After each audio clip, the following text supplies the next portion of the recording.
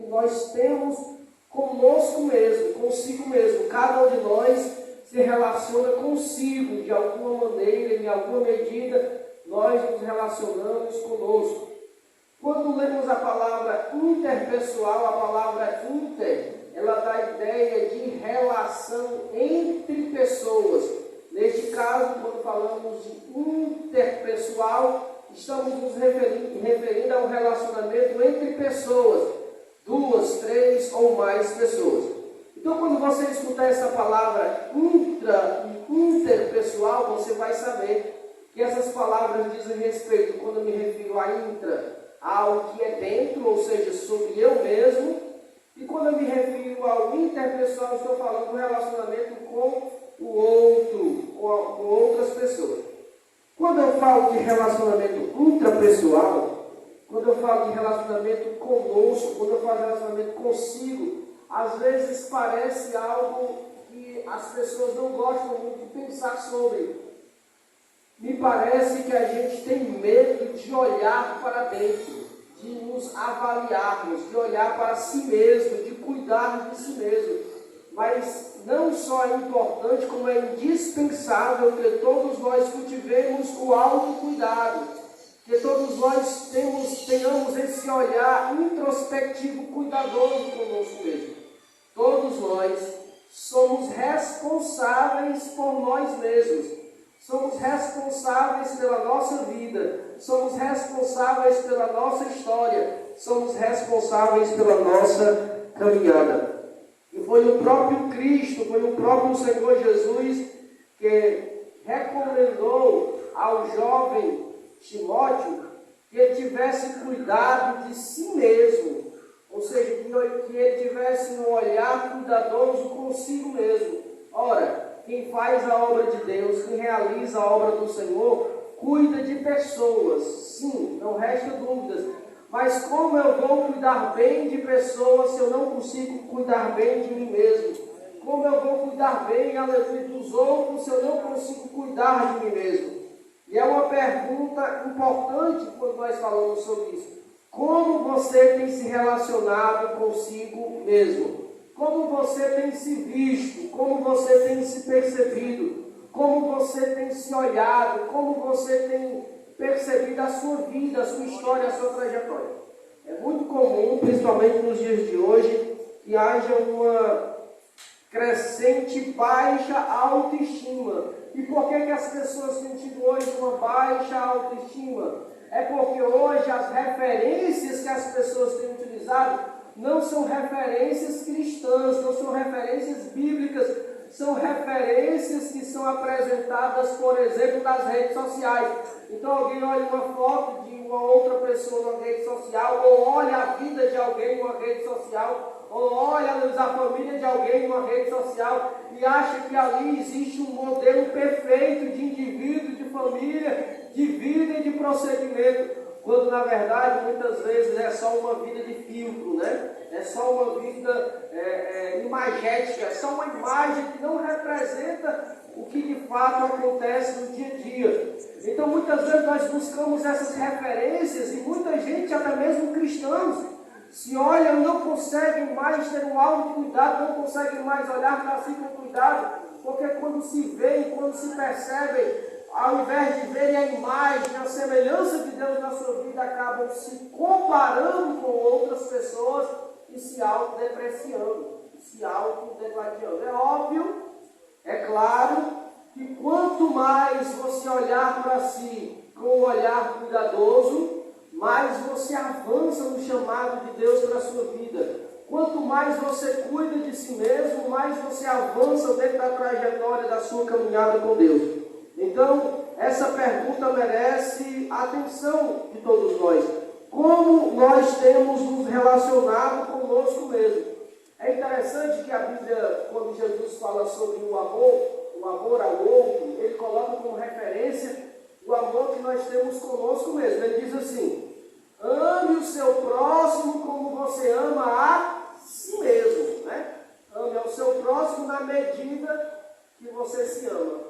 Só que o próprio Cristo percebeu que tem gente que não consegue se amar, não consegue se aceitar, não consegue se ver do jeito que é. Principalmente, existe uma tendência muito maior nesse aspecto, das mulheres muitas vezes não se aceitarem como elas são, não se aceitarem na sua condição, não se aceitarem no seu perfil.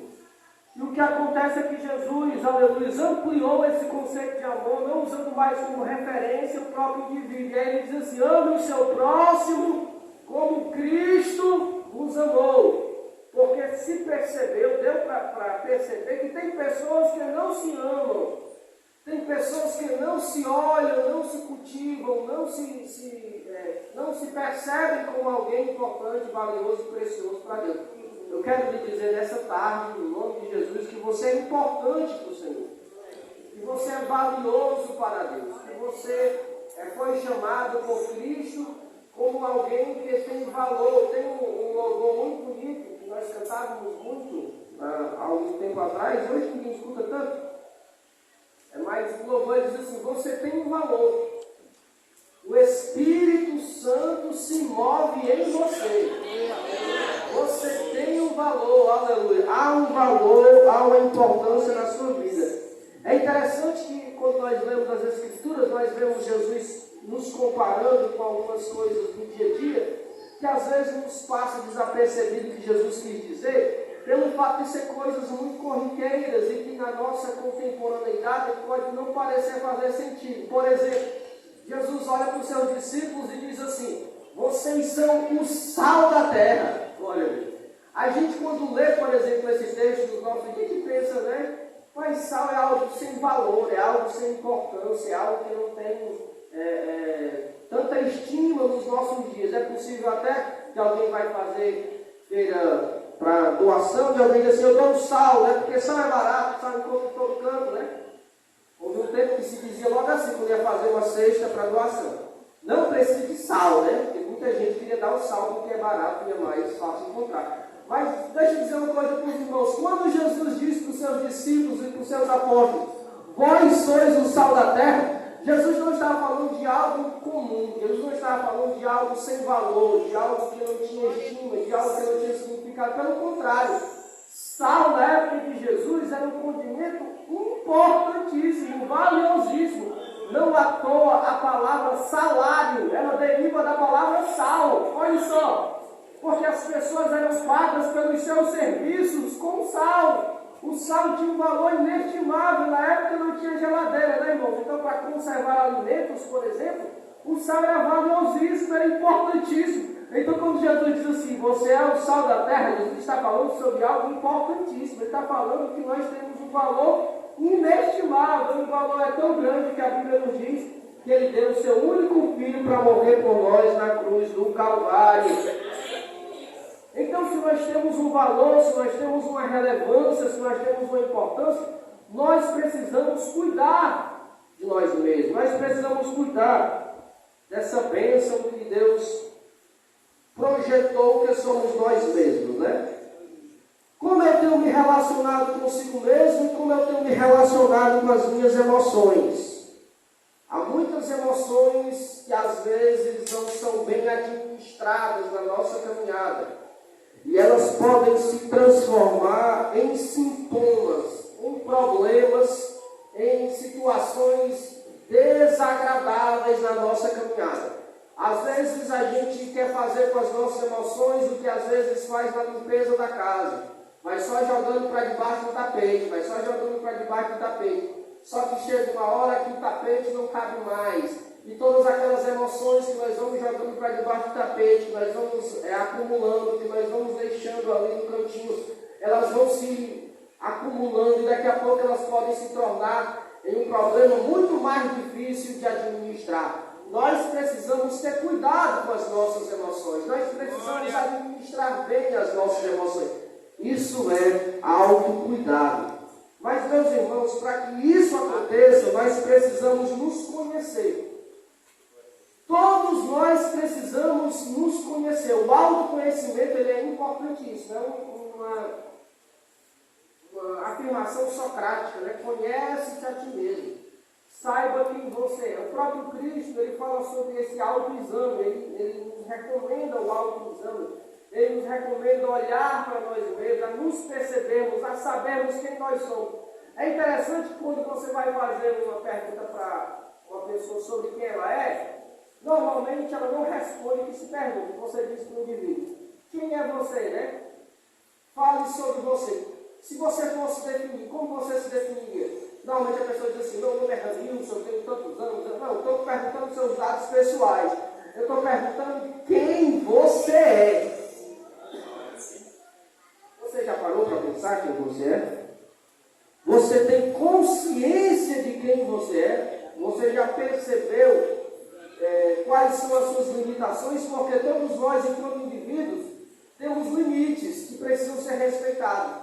Todos nós temos ritmos diferentes. Às vezes você vê alguém num ritmo, você vê alguém numa correria, você vê alguém num determinado nível, mas você precisa saber que ali existe um indivíduo que é diferente de você. Todos nós somos diferentes.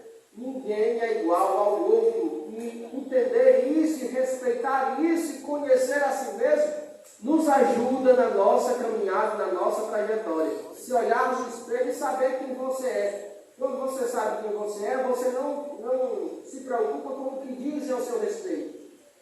Isso não vai me afetar. Nem positivamente, nem negativamente. Porque vai ter gente que você vai entrar na cidade e vai dizer assim: este daí é o verdadeiro servo de Deus, homem de Deus, olha, servo do Senhor.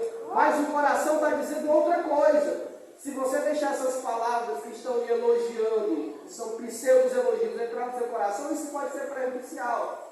Porque é interessante, queridos, que para o elogio nós nunca nos defendemos, e para a crítica nós estamos sempre prontos para nos defender. Por isso o elogio pode ser tão perigoso, porque quando você é elogiado, você se desarma, você tira todos os escudos, e você muitas vezes abraça aquilo que está sendo dito, sem avaliar e sem perceber aquelas repercussões do que está sendo falado. Mas quando você se conhece, quando alguém aumenta um pouquinho daquilo que você é, você sabe que estão falando mais do que você é. E se diminui daquilo que você é, você sabe também que estão diminuindo daquilo que você é. Você não depende do que os outros dizem, do que os outros falam, do que os outros apresentam ao seu respeito. Você sabe quem você é. Você diz como o apóstolo Paulo: eu sei o Deus em quem eu tenho crido. Deus, aleluia. Às vezes algumas pessoas têm dificuldade com relação a isso, né? Em entender quem são e reconhecer quem são. Se alguém, por exemplo, chamar uma pessoa de feia e ela se ofender, ela está perdendo tempo. Porque se ela for feia, o indivíduo está falando a verdade, né? Está mentindo, né? É feia mesmo. Poxa, sou eu. Mas se você for bonito, por que você vai se preocupar com quem está lhe chamando de feio se você sabe quem você é? O que você é não depende do que os outros dizem. O que você é depende única e exclusivamente da percepção que você tem de si mesmo. Aleluia. Glória a Deus. Isso é muito importante nós termos em Cristo Jesus. Essa compreensão, essa percepção. E por que é muito importante conhecer a si mesmo? Glória a Deus. É muito importante conhecer a si mesmo, irmão. Porque quando nós nos conhecemos, nós sabemos até onde o nosso corpo suporta. Veja, nós somos, na nossa leitura teológica, né, óbvio, existem pessoas que leem de forma diferente, na nossa leitura teológica assembleiana, nós somos seres tricotômicos. O que é isso? Nós somos feitos de espírito, alma e corpo. Nós temos essas três estruturas que juntas e inseparáveis fazem um indivíduo, fazem um ser humano. E quando nós nos conhecemos, quando nós temos o autoconhecimento, nós sabemos até onde vai cada uma dessas estruturas. Nós precisamos saber até onde o nosso corpo vai. Ou você acha que o seu corpo ele é incansável? Você acha que o seu corpo é insuperável? Não, o nosso corpo cansa, o nosso corpo tem limites. E esses limites precisam ser respeitados. E quando eu me conheço, quando eu olho para mim e sei dos meus limites, eu passo a respeitá-los. Na obra do Senhor Jesus, eu preciso entender que o meu corpo precisa estar bem, porque é por meio do corpo que eu realizo a obra do Senhor Jesus. Como é que eu vou ministrar se eu não tenho condições vocais para ministrar a palavra de Deus? Senhor se eu não tenho condicionamento físico para fazê-lo. Eu preciso saber até onde o meu corpo vai, eu preciso saber até onde o meu corpo aguenta, até onde o meu corpo suporta. E é tendo consciência disso que nós vamos nos cuidar mais e melhor. É que nós vamos ter um cuidado consigo mesmo muito mais adequado. É entendendo os limites do nosso corpo. Entendendo os limites que nós temos enquanto ser humano, porque nós não somos super-heróis, nós somos seres humanos.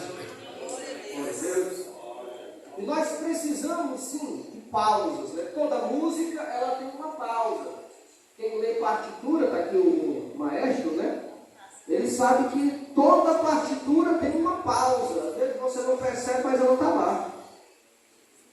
Ela faz parte da melodia. Ela faz parte da estrutura musical. A vida também é feita de pausas. Todos nós precisamos descansar. O próprio Deus fez isso. O próprio Deus descansou. Então, quando nós falamos de autocuidado, de perceber quem nós somos, de entender os nossos limites, é entender que nós precisamos de vez em quando apertar no freio. Que nós precisamos de vez em quando aprender a dizer não. Aleluia. E isso é muito importante. Porque nós somos seres que se cansam. Nós somos seres limitados. Né? E é tão interessante quando a gente, principalmente quem gosta de pregar, de falar o amor de Deus, normalmente as pessoas gostam de me convidar bastante, né, para ministrar a palavra, para pregar e etc. E um dia eu tinha agendado com os meus filhos, eu prometido para eles ir passear, com a minha esposa e a minha família. E eu recebi um convite para pregar naquele dia. E eu disse para o irmão, não vou poder, porque eu já tenho um compromisso. Nesse dia eu não vou poder atender o meu irmão, porque nesse dia eu já tenho um compromisso agendado. Irmão, tudo bem, sem problema, eu entendo. Quando é no outro dia eu recebo uma mensagem no WhatsApp do irmão chateadíssimo comigo. Na mensagem ele disse, irmão, estou muito decepcionado com você. Porque eu lhe chamei para eu não pregar aqui. O irmão disse que tinha um compromisso. Uma pessoa me viu lá no shopping com a sua família. E eu disse, meu irmão, esse era o meu compromisso. Glória a Deus. Meu compromisso era esse mesmo. Glória a Deus. Porque me parece, irmãos, que a mentalidade de algumas pessoas é que nós não podemos, é que nós não devemos ter momentos para parar. Quando na verdade esses momentos eles são indispensáveis. Eles são inclusive questão de sobrevivência. Se a gente não parar para descansar, para respeitar os limites do corpo, de outra forma ele vai acabar parando. O próprio corpo, aleluia, vai fazendo a gente parar sem perceber. É igual o carro, irmão. Vai deixando aquele barulhozinho lá no carro para lá. Vai deixando, vai deixando. Vai ter hora que você vai ficar no prego. Se você não consertar, se você não parar para ajeitar, se você não parar para olhar, o próprio carro vai dizer assim, pois eu vou fazer você resolver esse problema. Eu vou parar, quero saber para onde você vai. Então nós precisamos entender, respeitar o nosso corpo. Nós precisamos respeitar as nossas limitações enquanto indivíduos, enquanto pessoas. Nós temos os nossos limites.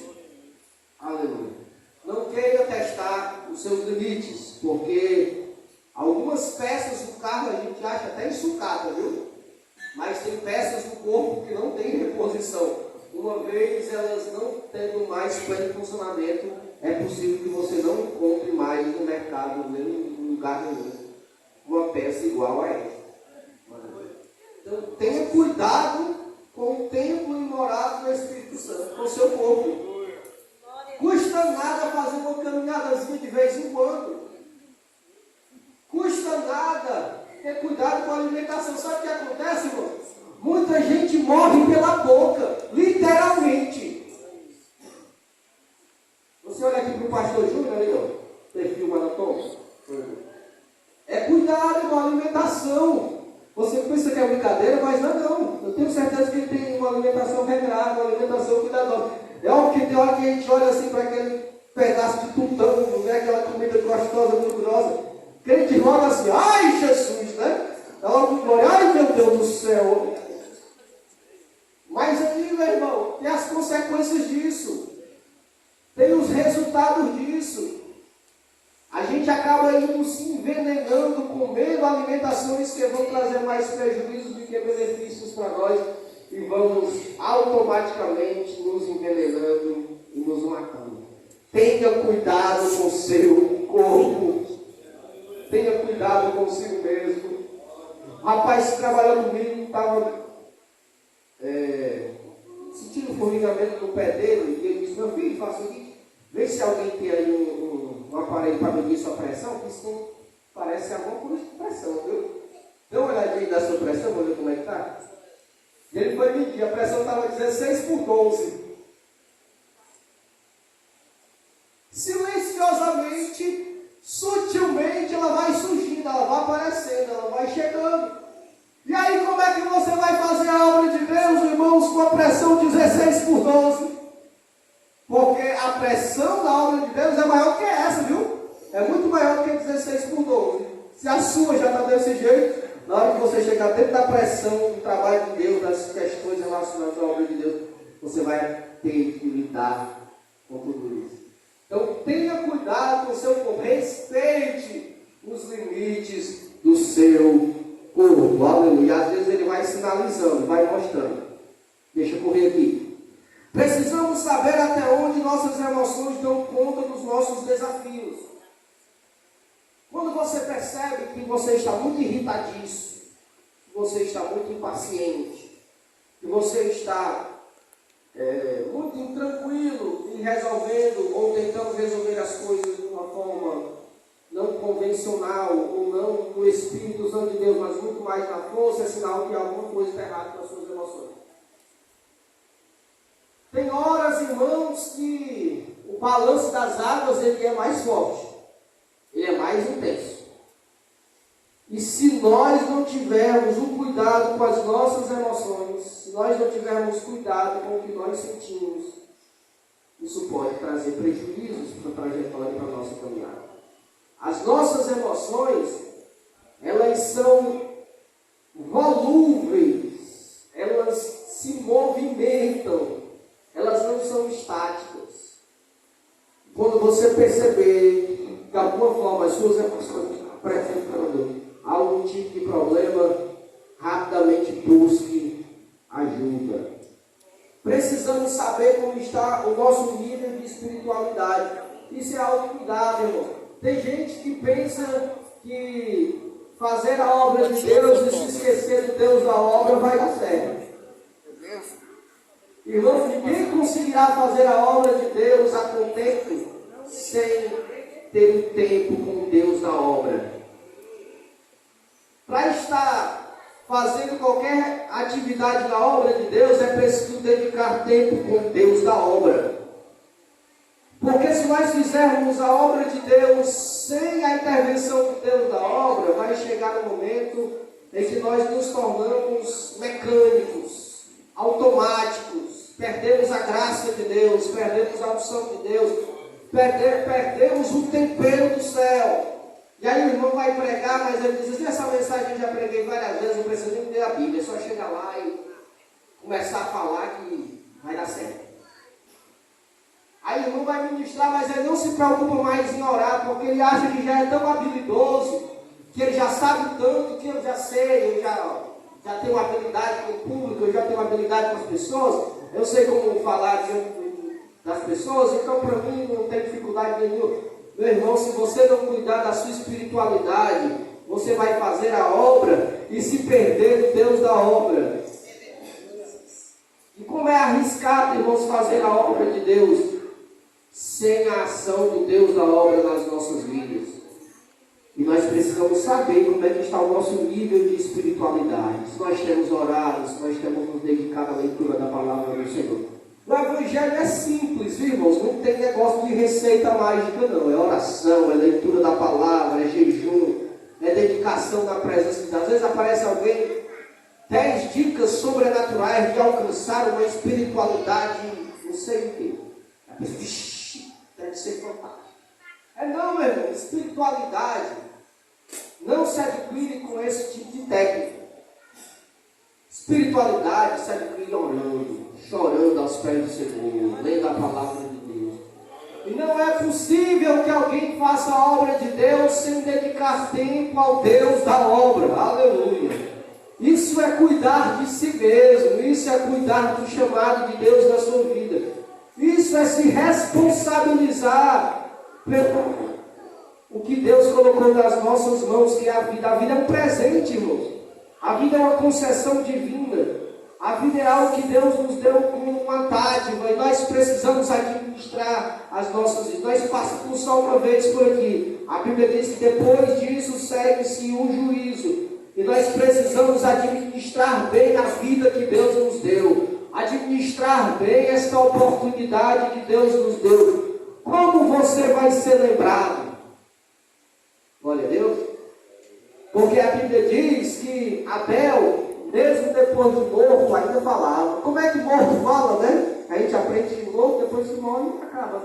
Mas por que Abel ainda falava depois de morto? É porque quem tem uma vida na presença de Deus, mesmo depois de morto, continua repercutindo a sua voz, os seus ensinamentos e a sua trajetória e a sua caminhada. Mesmo depois de morto, Abel ainda falava, aleluia, as suas obras, o seu comportamento, o seu procedimento, a sua vida continuava falando. Então tenhamos cuidado dessa bênção, dessa dádiva que Deus nos deu, que é a vida, e possamos olhar para ela com responsabilidade e administrá-la. Isso é olhar para dentro de si com respeito e entender que nós precisamos a todo tempo de renovo, de restauração, de sermos abastecidos para continuar na trajetória. Estar aqui, por exemplo, nessa tarde, autocuidado, sentar para aprender, e aí nós abrimos aqui um parênteses importante, nós temos um modelo de alguém que mesmo com toda a trajetória continua sentando para aprender. Está aqui o pastor Leandro, todo evento ele está sentado aqui escutando cada um de nós que recebemos aqui, temos a oportunidade para falar a respeito de Deus. Isso é cuidar de si mesmo, é sentar para aprender, para se debruçar e alcançar em Deus a graça do Senhor. Se você precisar de ajuda, busque. Se você precisa de ajuda, não silencie, não fique calado. Se você percebe que uma das áreas da sua vida está passando por um momento difícil, seja físico, seja emocional, seja espiritual, não negligencie isso. Converse com alguém que vai lhe ajudar. Não vai conversar com todo mundo, não. Porque tem algumas pessoas que estão esperando só a notícia para sair repercutindo para todo mundo, né? Daqui a pouco está todo mundo sabendo da história, e até de uma outra forma, sem de fato saber o que aconteceu. Busque ajuda, a ajuda certa. Busque a ajuda de alguém que de fato vai poder lhe orientar, orar com você e lhe abençoar. Né? Já tem aquela pessoa que já chega e diz assim: eu vou te contar uma coisa, mas ninguém está sabendo. Que responsabilidade, né? Quando é assim, ainda é tranquilo. Quando a pessoa diz assim: eu tenho uma bomba para lhe contar, né? Irmão, se é bomba, ele solta em outro canto, né? Aqui não, bomba aqui lá. Mas se você precisa de ajuda, busque ajuda, não negligencie. Vá atrás de pessoas que possam lhe auxiliar e lhe ajudar. Nós precisamos também aprender sobre o relacionamento com o outro. Nós estamos aqui há todo tempo nos relacionando. Nós estamos há todo tempo tendo contato com o outro. Igreja é relacionamento.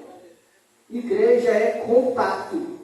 Igreja é isso aqui, irmãos. Aleluia. É esse momento de confraternização. Mas tem algo interessante. Tem pessoas que nós amamos com mais facilidade e tem pessoas que nós temos mais dificuldade para amar. Existe uma diferença bem significativa entre gostar e amar. Vocês irmãos já perceberam? Tem gente que a gente olha, a gente não sabe porquê, mas a gente gosta da pessoa. A gente olha e sabe: gostei desse cara. Gostei dele, não sei o que foi, não entendo porquê, mas eu fui com a cara dele, né? Há alguma identificação. Mas tem coisas que também acontecem no inverso. Você olha para a pessoa não fez nada, não disse nada, nem sorriu para você, nem fez careta, nem olhou para você. Aí você apagou, fui com a cara da tranquila. Sei por quê, eu achei uma coisa estranha ali. Tem uma coisa esquisita nele ali. Isso acaba, de alguma forma, nos fazendo nos precipitar nos nossos relacionamentos. Assim como, às vezes, a gente é contaminado por outras pessoas a respeito do outro, sem que nós tenhamos também contato com essa pessoa. Chega alguém e diz, rapaz, fulano de tal, e não é incrédulo, pensa no cara ruim. Chega nem perto, que ali vai ver. Quantos de nós não conhecemos alguém pela boca dos outros e depois percebemos que o que o outro tinha dito não tinha nada a ver com o que a pessoa era? Né? E aí você diz assim para o rapaz, me disseram que tu era assim, assim, assim, mas tu é assado, assado e assado. Porque quando nós partimos do relacionamento a partir das nossas impressões precipitadas ou da voz do outro, nós podemos incorrer em erro. Só que aqui, irmãos, nós estamos, como diz o poeta, entre amigos e irmãos. E nós precisamos aprender a ter um relacionamento afinado com todo mundo. Você pode gostar de algumas pessoas. Nem todo mundo a gente convida para ir lá na nossa cozinha comer um bolo com café, né? Nem todo mundo a gente faz um peixe delicioso, né, para levar lá na sua casa para comer. Não é todo mundo que a gente faz isso. A gente faz isso com pessoas que a gente gosta, com a gente que a gente tem uma afinidade. Mas isso não significa dizer que porque você tem preferências por algumas pessoas, você não vai se relacionar bem com outras ou com todas as demais. Isso é indispensável. Jesus tinha 12 apóstolos, mas só 3 iam para momentos particulares com Jesus. Mas só teve um que esteve com Cristo até na hora que ele estava sendo crucificado o acompanhando. E sobre este, Jesus disse que não experimentaria as dores como os demais diante da morte. O maior exemplo, irmãos, de modelo de relacionamento é o próprio Cristo. Cristo disse que nós deveríamos aprender com Ele porque Ele é manso e humilde. Glória a Deus.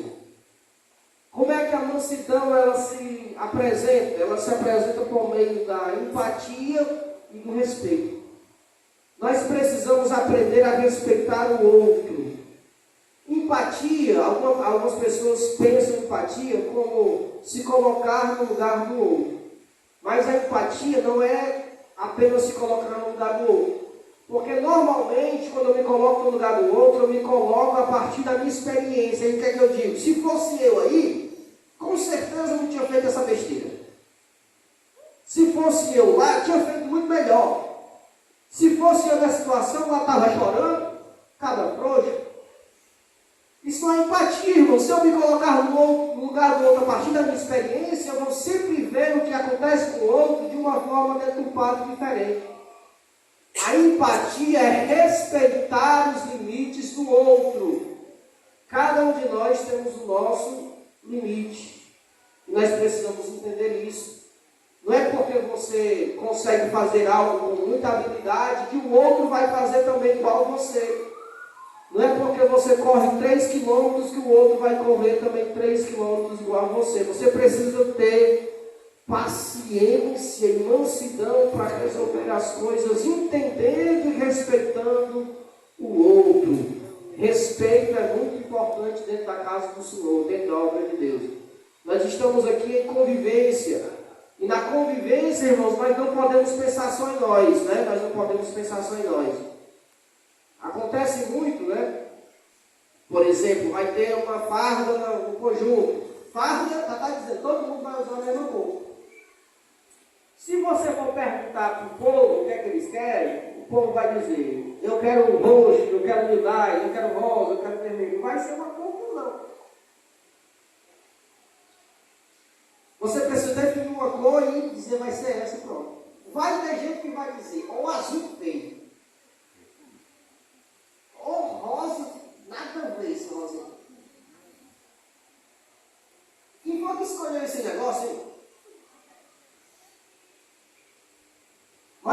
vivemos em comunidade, irmãos. Nós precisamos entender que o que vai dar para um, vai dar para todo mundo aqui. Glória a Deus.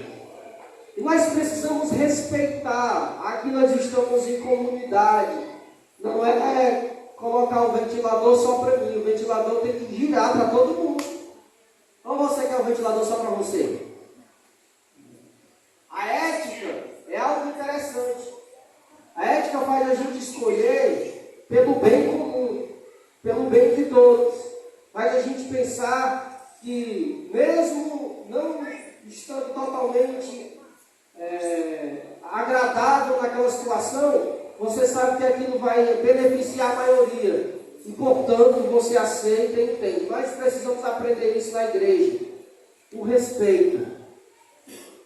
A Bíblia chega a dizer, inclusive, que nós devemos considerar o outro sempre superior a nós. Devemos considerar o outro sempre acima de nós. E quando nós fazemos isso, nós vivemos muito melhor. Nós vivemos com muito mais cordialidade. Nós não precisamos passar por cima de ninguém. O que Deus tem para a sua vida, Deus vai realizar, Deus vai concretizar em tempo oportuno. Você não precisa querer nada de ninguém. Quando Davi foi lutar contra Golias, Saul deu a armadura que ele usava nas guerras e Davi disse, com essa armadura não dá para me lutar. Eu fico desengonçado, eu não consigo nem andar direito. Eu vou com as armas que Deus me der. Deus tem para você um chamado. O indivíduo já está dizendo, é alguém único, não existe ninguém igual a você. Assim como não existe ninguém igual ao outro. Você nunca será o outro nunca será você. E nós precisamos aprender a nos respeitarmos dentro da comunidade, dentro do dia a dia, dentro das nossas relações. Nós precisamos entender que igreja é lugar de confraternização. É lugar de dividir a vida. É lugar de dividir as experiências. É lugar onde nós dividimos as alegrias e as tristezas juntos. Igreja, comunidade, é lugar onde nós nos relacionamos. Vai ter dia que você vai estar amando o seu irmão. E vai ter dia que você vai ter algumas restrições com ele. Mas mesmo quando isso acontecer, respeite a história de vida do outro. Nem sempre a nossa avaliação vai estar certa. Às vezes nós achamos que determinada situação seria melhor se fosse de determinada forma. Mas às vezes nós estamos errados e equivocados. Nós vemos às vezes um líder ou alguém que está à frente de um trabalho tomando uma decisão. Você nem sabe por que foi tomada aquela decisão. Você nem sabe o que aconteceu para que aquilo fosse realizado daquela forma. Mas você já começa a criticar e a criar problemas, mesmo sem saber as motivações e as razões pelas quais algumas coisas aconteceram e se deram. E para que isso aconteça, a gente precisa aprender a respeitar. Tem uma coisa muito importante na nossa vida, que faz a diferença muito grande na nossa trajetória, que é o silêncio. A Bíblia diz que quando os amigos de Jó chegaram diante dele, a primeira coisa que eles fizeram foi ficar em silêncio. Eles passaram uma semana calados, só olhando para Jó, não disseram nada. Quando eles começaram a falar, eles começaram a falar besteira, né? Mas quando eles chegaram, eles pararam e ficaram só olhando para Jó, sensibilizados com a sua dor, respeitando a dor de Jó. Mas depois eles começaram a achar, ou pelo menos imaginar os motivos da sua dor. É porque pecou, é maldição hereditária, e começaram a criar argumentos para justificar a dor de Jó. Se você não sabe por que aconteceu, irmão, respeite, fique em silêncio. A gente vence muitas batalhas em silêncio. A gente aprende muito mais e vence muito mais quando aprende a ser alguém que sabe conversar por meio do silêncio. O silêncio fala muito também. O silêncio diz muita coisa também. Eu particularmente, já fui alguém que gostava da troca de ideias, do debate. Uma vez eu encontrei no YouTube um ateu e passava a madrugada debatendo com o ateu lá, discutindo com ele que Deus existe, ele dizendo que ele não existe, eu usava argumento, eu usava... Passava discutindo com ele lá. Até que eu percebi que ele não ia me levar a nada, né? Eu não ia convencer aquele rapaz por meio dos meus argumentos, por meio da minha vontade de querer ajudá-lo. E às vezes, queridos, a gente entra em confusões que não nos dizem respeito. Paulo disse algo muito interessante. Ele disse assim, ó: combati o bom combate, Sabe o que ele estava dizendo, irmãos? Isso eu acho tremendo. Ele disse, sabe o quê? Eu lutei as lutas certas. A gente entra em luta, irmão, que só vai nos desgastar, só vai nos fazer ficarmos com problemas emocionais, vai nos deixar chateados, vai nos deixar zangados, vai nos fazer ficar até sem dormir, vai fazer a gente ficar com a pressão alta. Lute as lutas certas. E a Bíblia nos diz que a nossa luta não é contra carne nem sangue. A nossa luta é contra os principados do mar. Às vezes tem um pregador no culto ministrando a palavra do Senhor e ele diz assim com muita intrepidez: o seu inimigo vai ser derrotado. E ele vão levanta e diz aleluia, olhando para o outro.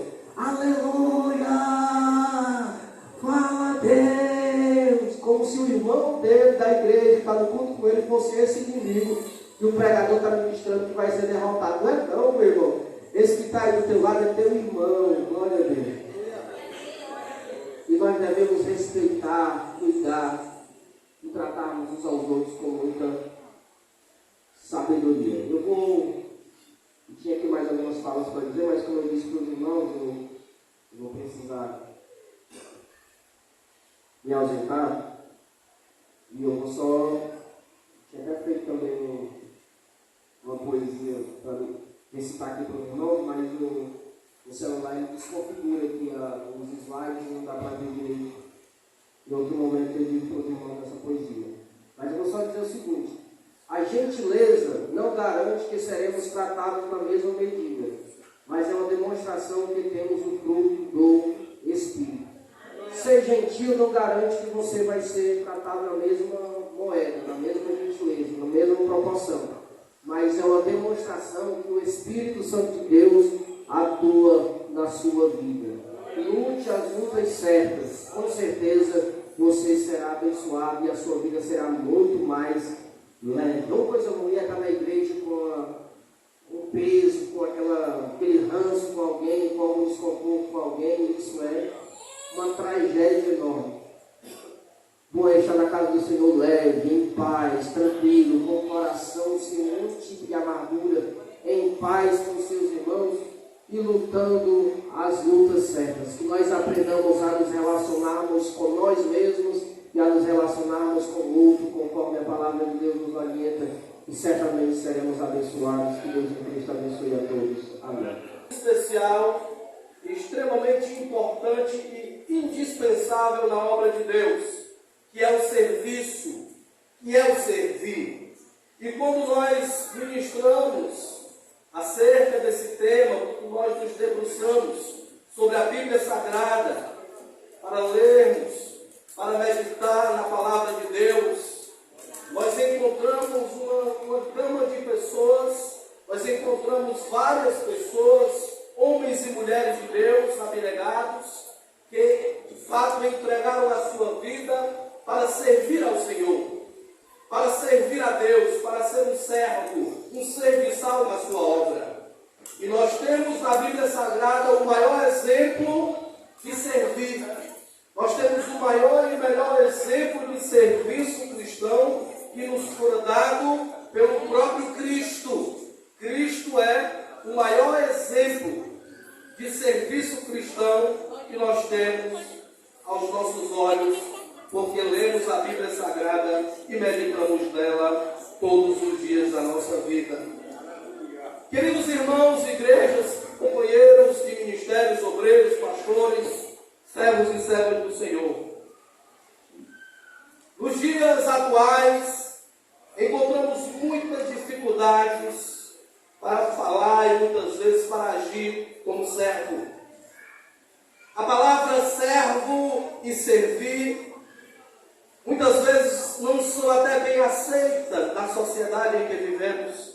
Vivemos em uma sociedade capitalista, em um mundo onde a maioria das pessoas olham somente para si, para os seus próprios interesses, para os seus próprios projetos, para os seus objetivos, e muitas vezes não param para meditar, não param para pensar na grandeza que é o serviço na obra de Deus.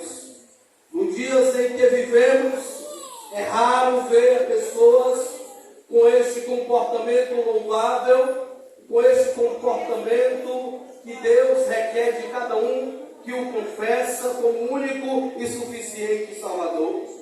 Observando as pessoas de um modo geral, elas estão mais preocupadas consigo mesmo do que com o seu próprio, do que com o seu próximo. As pessoas parecem que se preocupam mais com os seus projetos, com as suas particularidades, do que com o coletivo, do que com o próximo. É aquela ideia que muitos usam, é aquele velho e conhecido jargão de muitas pessoas que até não servem a Deus, e por incrível que pareça, dizem que é cada um por si e Deus por todos. Logicamente, Deus é por todos. E a Bíblia diz, se Deus é por nós, quem será contra nós? Logicamente, Deus é por todos nós. É tanto por todos nós que entregou a sua vida lá no Calvário, para que hoje eu e você, nós, estivéssemos aqui, o glorificando, exaltando e dizendo que Ele é o único e suficiente Salvador da nossa vida. Claro, é evidente que Deus é por nós, mas essa ideia de cada um por si, ela tem que ser extirpada do meio de nós. As ideias que refletem as características de uma sociedade individualista, ostentada por um sistema econômico perverso. Meus irmãos, e não somente isso, o mundo capitalista também lança um contra o outro. O mundo capitalista, ele traz uma ideia de competição. E quando se trata de ministério, de obra de Deus, de serviço cristão, não se trata de competição. Ministério não é competição. Ministério não é rivalidade. Ministério jamais será rival um do outro. Ministério é cooperação. Ministério não é competição. Glória a Deus. Grave bem essa expressão. Ministério nunca será e não é competição. Ministério é cooperação. Louvado seja o nome do Senhor.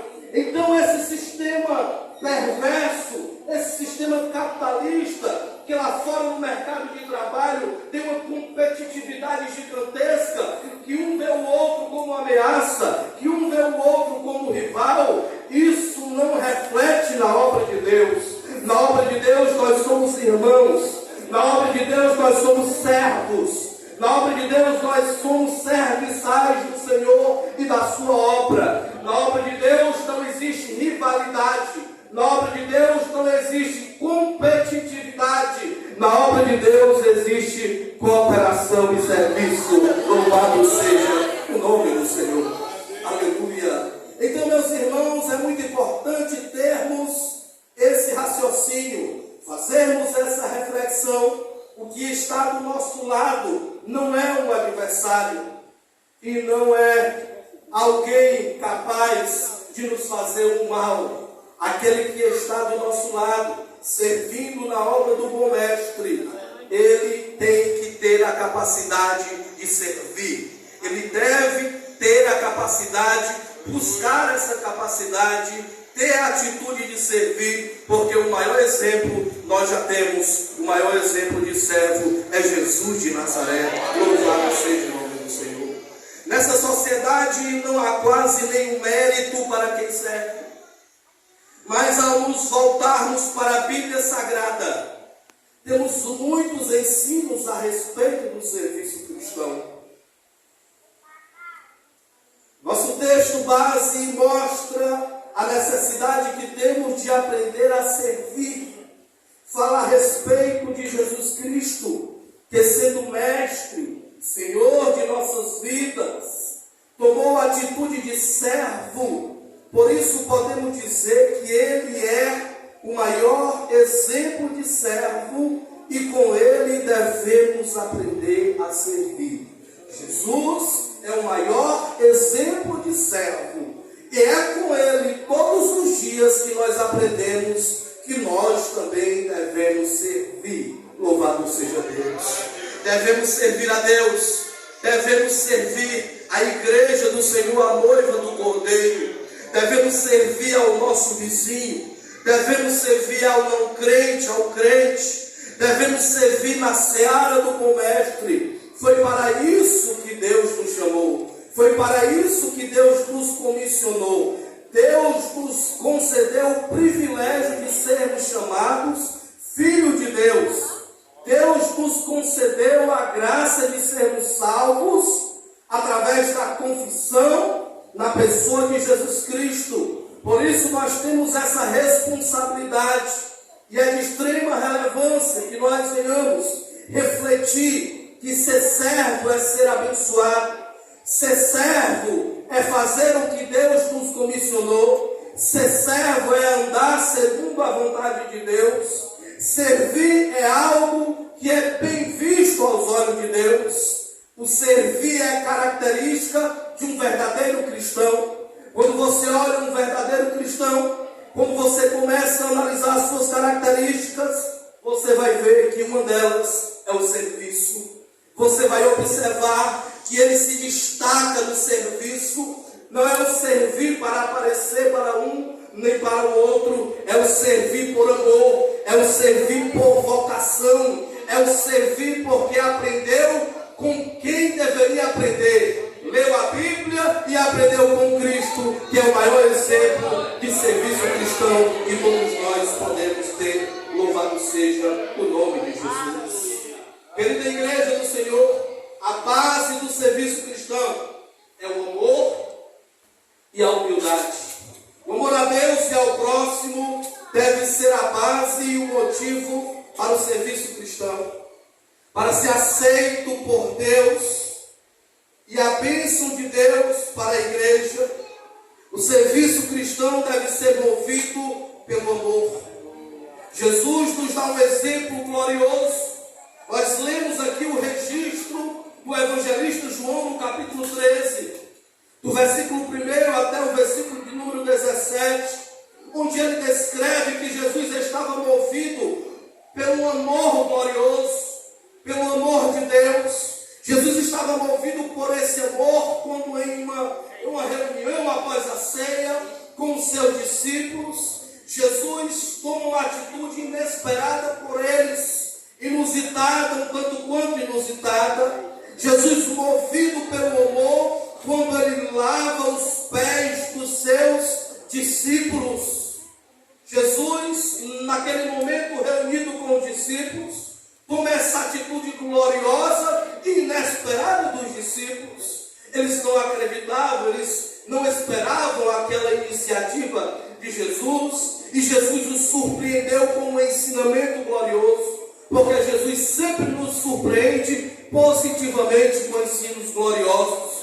Se hoje nós somos servos de Deus, se hoje nós servimos a um Deus, se hoje nós somos cristãos, é porque no mínimo nós aprendemos com Jesus, porque Jesus é a nossa fonte de inspiração, e na própria palavra ele diz: aprendei de mim, que sou manso e humilde de coração. Aleluia. Então, meus irmãos, diz a palavra de Deus que, movido por esse amor, por essa compaixão, por esse exemplo glorioso, Jesus demonstra uma atitude gloriosa para com aquele discípulo. Naquela época isso era um serviço não muito bom. Lavar os pés das pessoas parecia algo humilhante. Sabe por quê? Porque naquela época as pessoas usavam sandálias abertas. E essas sandálias, elas acumulavam alguma poeira, alguma sujeira, porque as pessoas, elas não tinham os meios de transporte que hoje nós temos. Não tinham moto, não tinham carro, então as jornadas eram mais feitas a pé. E eles usavam aquelas sandálias que acumulavam sujeira, que acumulavam pó da estrada. E o serviço de lavar os pés, na sua maioria, era feito pelos escravos, era feito por os serviçais. Era um serviço muito ruim, haja vista que quando as pessoas usavam esse tipo nós viajavam longas distâncias, longas jornadas, muitas vezes a pé, e consequentemente os pés estavam muito sujos. Ainda também, igreja, ao fato de que apenas os escravos lavavam os pés dos seus senhores. Homens livres lavavam cada um os seus próprios pés. Aleluia. Digamos que todos nós partíssemos para uma jornada, para chegar até aqui na tarde desse dia de sábado.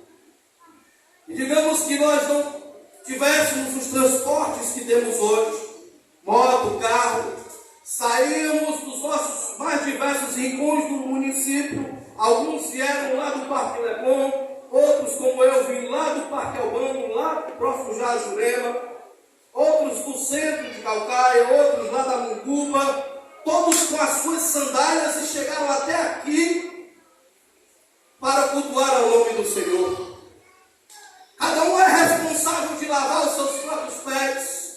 Cada um é responsável de limpar a sua própria sujeira que acumulou durante o trajeto para chegar até o local onde era o objetivo final. Digamos que ao chegar, cada um de nós procurássemos aqui um local com água para lavar os nossos pés.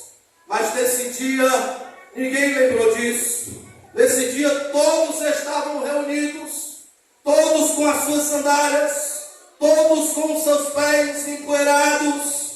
E a Bíblia Sagrada nos mostra algo muito glorioso, que nos exemplifica algo que devemos levar por toda a nossa trajetória bíblica. Ainda ao fato de que apenas os escravos eram quem lavavam os pés dos seus senhores. E repito, os homens livres, que não eram escravos, eles lavavam seus próprios pés. A ação de lavar os pés, ela é encontrada em muitos textos do Velho Testamento. Encontra-se esta ação em Gênesis capítulo 18, versículo 3 ao 5, 24 do 32, do 43 ao 24. Dentre outros, Jesus amou seus discípulos ao ponto de não se importar com a situação em que se encontravam seus pés e o lavou. Aleluia. Jesus foi tão humilde, igreja do Senhor, que a toalha que ele usava para enxugar-lhe os pés estava posta em seus ombros. Aleluia. A toalha que estava em seus ombros, cingido em seus ombros, foi a mesma toalha que Jesus usou para enxugar os pés dos seus discípulos. Jesus amou seus discípulos de outra forma. Esse gesto era um gesto costumeiro de um serviçal, de um escravo. Jesus levanta, pega a toalha, pega uma bacia com água e sai lavando os pés dos discípulos de um por um. Aleluia. Jesus saiu lavando os pés dos discípulos, e quando chega em Pedro, ele diz: Senhor, tu não vai lavar os meus pés. Isso não pode, Senhor. Jesus olha para Pedro e diz: se eu não lavar os teus pés, tu não tem partes comigo. Ele diz: pois lave todo o meu corpo. Louvado seja o nome do Senhor. A base do serviço cristão é a missão que recebemos do Pai. Todas as coisas foram confiadas a Jesus pelo Pai, conforme a Bíblia Sagrada nos direciona, conforme a Bíblia Sagrada nos ensina. Mesmo assim, Jesus serviu e isso não o diminuiu. Pelo contrário, confirmou a sua incumbência. Porque diz a Bíblia, registrado está no livro de Marcos, no capítulo de número 10 e no versículo de número 45. Porque o Filho do Homem não veio para ser servido, mas para dar a sua vida em resgate de muitos. Aleluia. Eu vou repetir o que Marcos registrou. Porque o Filho do Homem não veio para ser servido, mas para dar a sua vida em resgate de muitos. E esse plano deu certo. E esse plano não foi e nunca será frustrado. O plano servir está mais vivo do que nunca. Olha aqui, nós estamos diante de uma plenária de servos e de servas do Senhor, que foram alcançados pela mensagem do Calvário, que foram alcançados pelo serviço vicário de Cristo no patíbulo da cruz, quando entregou a sua própria vida por amor a mim e a você. E por este serviço glorioso, nós estamos aqui dizendo a Ele que somos seus servos e que o sangue de Jesus tem poder. Aleluia. Todos nós temos algo a aprender, mas todos nós também temos algo a ensinar. Oh, glória a Deus. Servir faz parte do discipulado. Isso se dá quando ajudamos ao próximo, oramos por ele, compartilhamos a palavra, auxiliamos em oração, doamos parte do nosso tempo para ele. Nesse processo nos tornamos um canal de bênção de Deus. Discipular também é servir, ensinar também é servir. Tudo na obra de Deus tem a sua relevância. Toda atividade tem a sua importância. Não é demérito servir uma água ao pregador. Não é demérito receber a oportunidade para louvar a Deus no final do culto. Não é demérito vir para o culto e sair e não pegar no microfone para dizer algo. Não, porque nós temos oportunidade 24 horas de servir a Deus. Servir a Deus, servimos a Deus na igreja sem pegar no microfone. Servimos a Deus na igreja pegando no microfone. Servimos a Deus na igreja tocando instrumento. Servimos a Deus na igreja louvando ao Senhor no local onde nós estamos.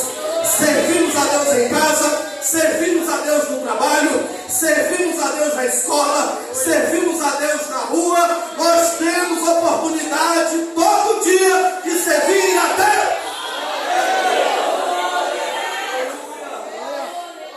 Aleluia. Sabe por quê? Porque assim como Ele nos amou primeiro, Ele também nos serviu primeiro. Aleluia. Aleluia. Antes de você nascer, Deus já te servia. Oh, aleluia. Aleluia. Quando Ele entrega a sua vida lá no patíbulo da cruz, é um serviço cristão glorioso. É algo glorioso que Ele está demonstrando naquela cruz, rasgando a célula que estava contrária, comprando a tua dívida, perdoando, pagando tudo que você devia e disse: agora é meu. Aleluia. Oh, Espírito Santo.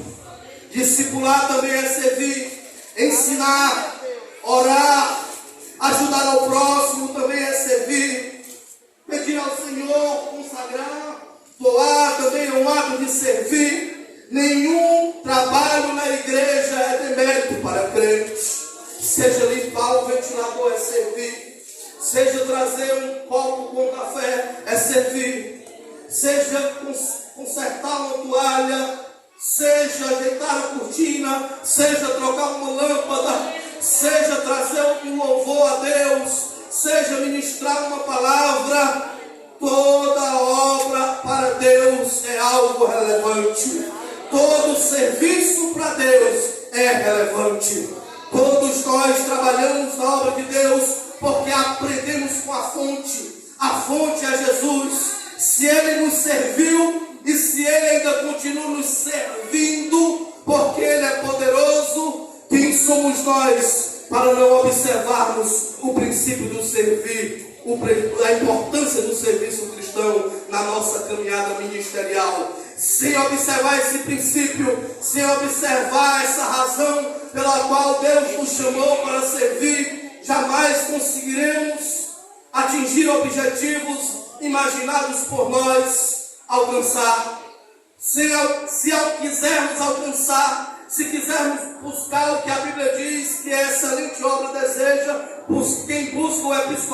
amado, é importante que nós tenhamos em mente que não se busca o episcopado sem primeiro servir, que não consegue chegar ao auxiliar, ao presbítero, a um pastor sem servir, que não consegue ser útil na obra de Deus quem não sabe servir. Então precisamos observar esse princípio. Servir é algo que está no coração de Deus para a igreja do Senhor, para o servo de Deus, para os obreiros, para os pastores, para os ministros, para todos aqueles que servem ao Senhor. Aleluia.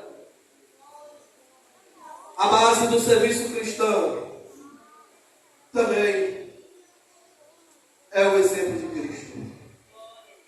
Jesus quis que ficasse bem esclarecida a sua atitude. Oh, glória a Deus. Quando você lê a Bíblia, você encontra várias parábolas. E quando Jesus ele fala por parábolas, pregava por parábolas, a intenção de Cristo era facilitar a compreensão das pessoas. Nunca dificultar, sempre facilitar, para que as pessoas compreendessem o que ele queria dizer. E certo é que quando estudamos bibliologia, sabemos que a Bíblia tem 66 livros, 39 no Antigo Testamento e 27 no Novo. Cerca de 40 autores escreveram a Bíblia Sagrada, em épocas diferentes, em contextos diferentes, em momentos diferentes.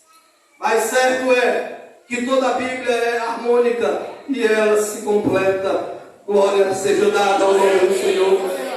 Sabe por quê? Porque Cristo facilita a compreensão. Porque é isso que Deus quer para a sua igreja.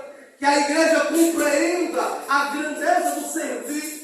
Que a igreja compreenda a importância do serviço cristão.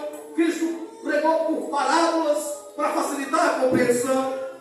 Jesus quis que ficasse bem claro a sua atitude, tanto que ele indaga aos discípulos, aqui nós lemos, quando ele diz o seguinte: vocês estão entendendo o que eu fiz? Vocês entenderam por que eu levantei, peguei a toalha que estava sobre os meus ombros, a bacia, conseguimos aqui uma bacia, água, e lavei os pés de vocês e enxuguei?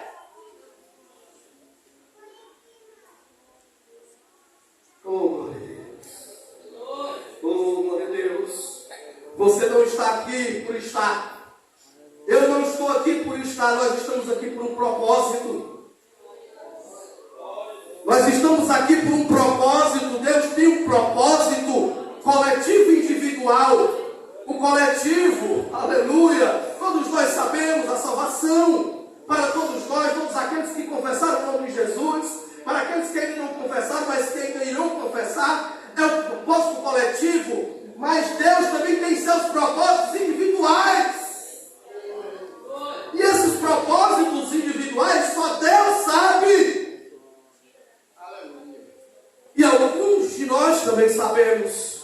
E aqueles que ainda não sabem, ainda irão saber. Porque Deus irá trazer à memória, irá mostrar o propósito individual que Ele tem realizado na tua vida, na tua trajetória, no teu ministério, na tua vida familiar, na tua vida cotidiana. Deus tem propósitos individuais. Deus tem chamados a cumprir, a realizar. Deus tem coisas extraordinárias para fazer na vida de obreiro, na vida de irmão, na vida de irmã. Deus tem propósito e tudo isso começa no servir. Oh, glória a Deus. Vocês entendem o que eu fiz? A atitude de Cristo de retirar a sua vestimenta, assumir a postura de servo e lavar os pés dos discípulos é um símbolo da sua humildade, do seu esvaziamento. Oh, glória a Deus. Oh, aleluia. Esvaziou-se, assumindo-se a forma humana, purificando os pecados da humanidade, com a sua morte na cruz. Na passagem do versículo 14,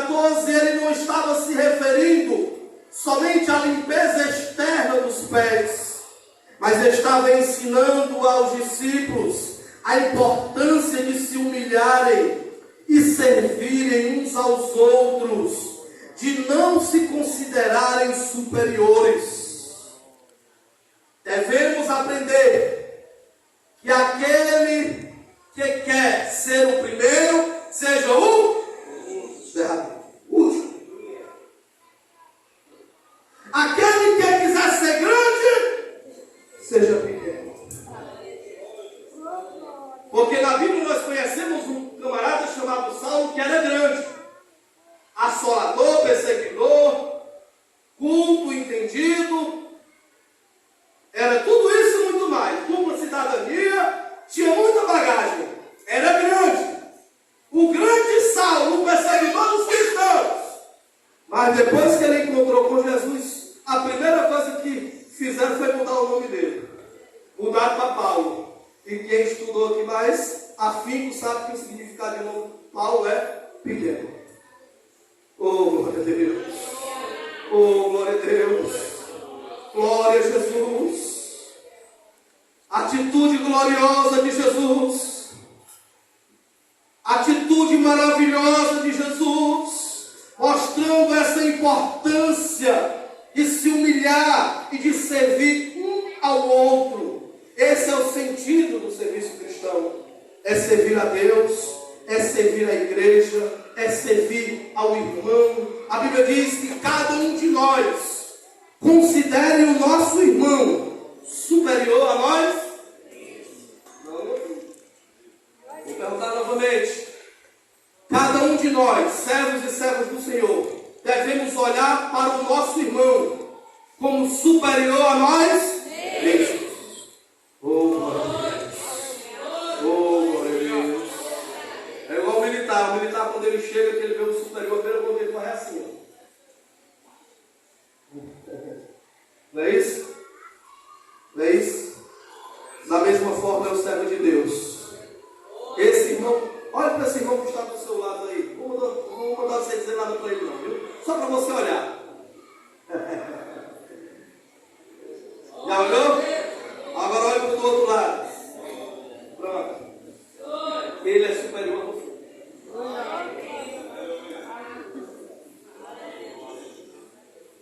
Ele é superior a você. Oh, glória a Deus. Oh, glória a Deus. Oh, glória a Deus. Oh, glória a Deus. É difícil, né? É difícil olhar para uma criança e dizer: você é superior a mim. Mas eu quero dizer para você que tem igrejas do nosso ministério, e eu vivenciei isso, que começaram com crianças. Não despreze a criança. Ela é superior a você. Oh, glória a Deus. E hoje eu não vou para a igreja porque é culto de criança. Oh, glória a Deus. Glória a Deus. Servir. Você aprende com o pastor, você aprende com o obreiro, você aprende com a criança. O pastor Evaldo Júnior tem 2 filhos, mas eu tenho certeza que em algum momento da vida ele já aprendeu alguma coisa com o netinho ou com o irmão. Olhando eles brincarem e aprender.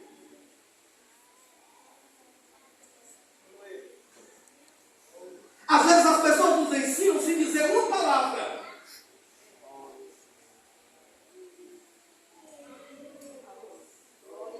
Às vezes não precisa dizer nada para ensinar. Só precisa ser.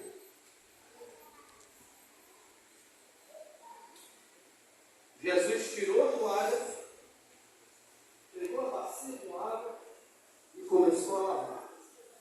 Depois, oh, glória a Deus. Vocês estão entendendo? Vocês entendem o que eu fiz? Se ele, Cristo, sendo Cristo, estava disposto a lavar-lhe os pés, nenhum serviço seria